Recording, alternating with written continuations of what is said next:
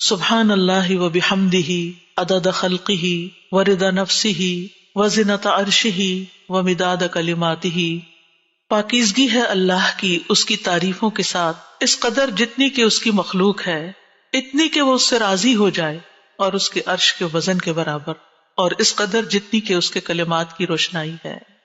رسول اللہ صلی اللہ علیہ وسلم حضرت جویریہ کے پاس سے نکلتے ہیں صبح کی نماز ادا کرنے کے لیے۔ وہ اپنی جائے نماز پر بیٹھی ہوئی تھی، پھر دن چڑھے واپس انہی کے پاس تشریف لاتے ہیں، وہ وہیں بیٹھی ہوئی تھی۔ آپ نے فرمایا، جس وقت میں تمہارے پاس سے گیا ہوں تم اسی طرح بیٹھی ہو؟ انہوں نے عرض کیا، جی ہاں۔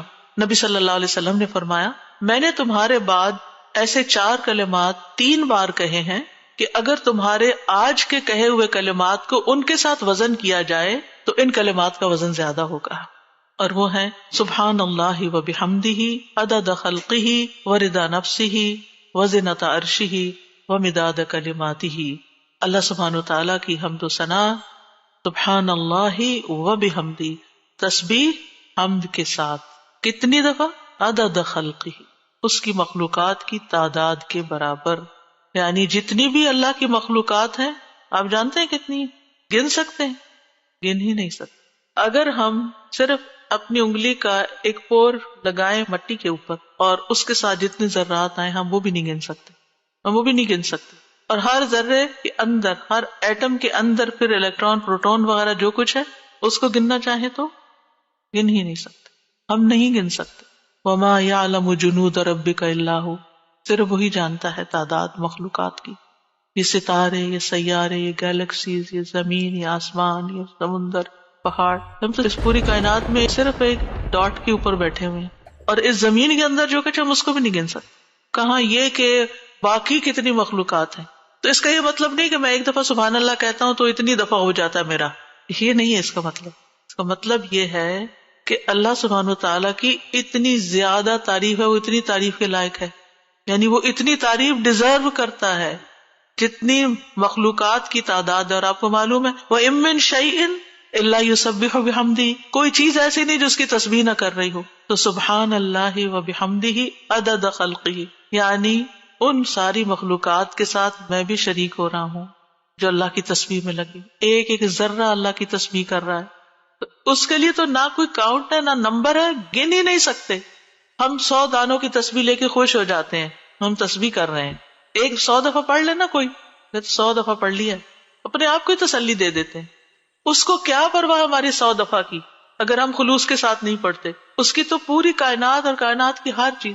آپ ذرا باہر نکلے آج اور جب ڈرائیو کر کے جا رہے ہوں تو دائیں بائیں درختوں کو دیکھیں، پتوں کو دیکھیں، چڑیوں کو دیکھیں۔ آج صبح اتفاق سے پھر سنو پڑنے لگی تو میں ونڈو سے دیکھنے لگی تو پہلا خیال مجھے یہ آیا، یا اللہ اچھی خاصی پڑھ رہی تھی، اتنے اس کے فلیکس ہیں، یہ سارے تسبیح کرتے ہوئے گر رہے ہیں، سجدے میں پڑھ رہے ہیں، سجدے میں پڑھ رہے ہیں، حکم مانتے چلے جا رہے ہیں، مانتے، اور جب تک اللہ کا حکم ہوگا برسیں گے، اور پھر جب ختم ہو جائے گا بس ختم ہو جائے گا، اور تھوڑی دیر کے بعد ان کا وجود بھی ختم ہو گیا۔ یعنی انہوں نے اپنے حصے کی تسبیح کر لی، جتنی دیر میں پیدا ہوئے تھے جتنی دیر میں ختم ہوئے، اپنی تسبیح کرتے کرتے گئے، آغاز سے انتہا تک، بارش کے قطرے، ہوائیں، اڑتے پتے، یعنی کوئی انتہا ہی نہیں۔ یہ تو بہت معمولی مثال ہے، اگر انسان غور کرنا شروع کرے تو کوئی اس کی انتہا نہیں۔ عدد خلقہ، دل بھر کے کہا کریں عدد خلقہ، اور اپنے امیجنیشن کو بڑھائیں، پھر آپ دیکھیں گے کہ آپ کے اندر اللہ کی محبت کیسی آئے گی۔ تو جس کی تسبیح، جس کی تعریف اتنی کائنات کر رہی، اگر میں نے کوتاہی کی تو سراسر میرا ہی نقصان ہے، اس کا کچھ نہیں بگڑے گا، اس کو پرواہ ہی نہیں ہے، میں کرتی ہوں یا نہیں اس کو نہیں پرواہ۔ ہاں اگر میں دل سے کرتی ہوں اور محبت سے کرتی ہوں تو وہ بڑا ہی قدردان ہے۔ اور اس میں آپ دیکھیں کہ مخلوقات کی صرف ایک قسم مراد نہیں ہے، جن، انسان، فرشتے، چھوٹے بڑے، جانور، حیوان، پرند چرند، سب کے سب۔ پھر اس کے بعد ورضا نفسہ، اور اس کے نفس کی رضا کے مطابق، یعنی جس سے وہ راضی ہو جائے، جتنی اس کے نفس کی رضا ہے، جتنی اللہ تعالیٰ اپنی ذات کے لیے تسبیح کو پسند کرتا ہے۔ یعنی میرے پاس تو الفاظ ہی نہیں، کیونکہ اللہ کی رضا کیا ہے؟ وَرِضْوَانُ اللَّهِ اکبر، سب سے بڑی چیز ہے اللہ کی رضا۔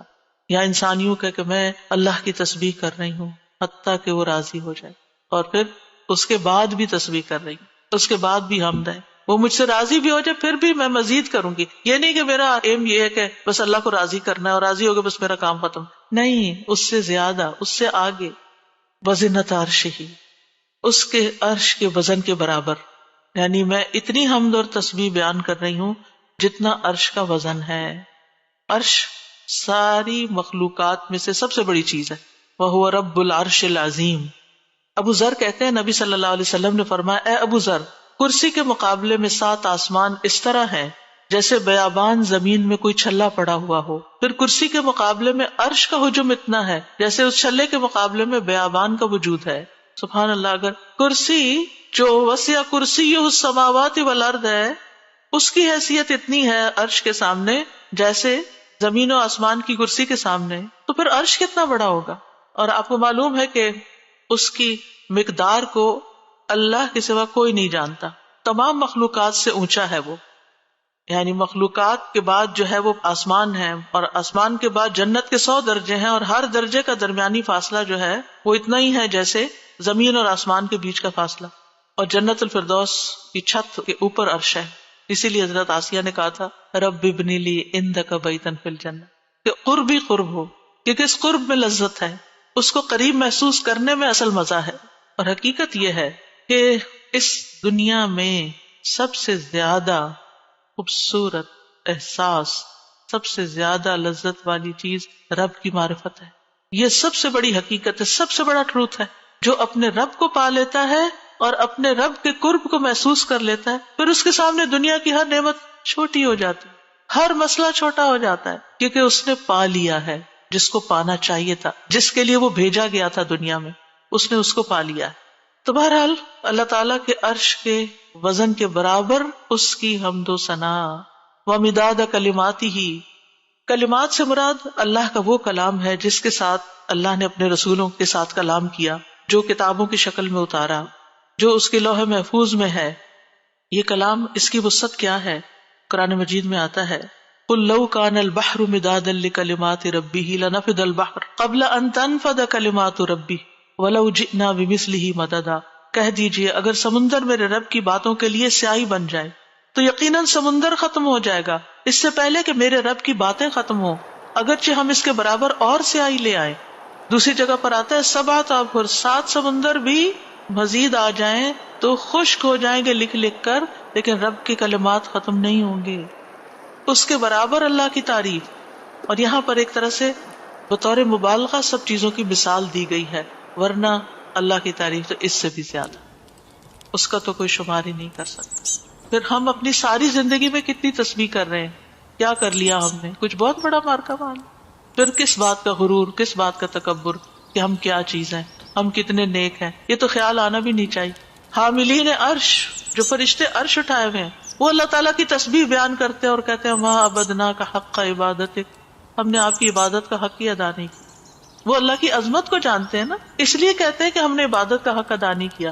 ہم اللہ تعالیٰ کی عظمت کو نہیں جانتے، ہم اللہ کی معرفت نہیں رکھتے، لہٰذا ہم بڑی تسلی میں ہیں کہ ہم نے تو عبادت کر لی، ہم تو ساری نیکیاں کر لیں، یہ بھی کر لیے، یہ بھی کر لیے، یہ بھی خانے پورے کر لیے۔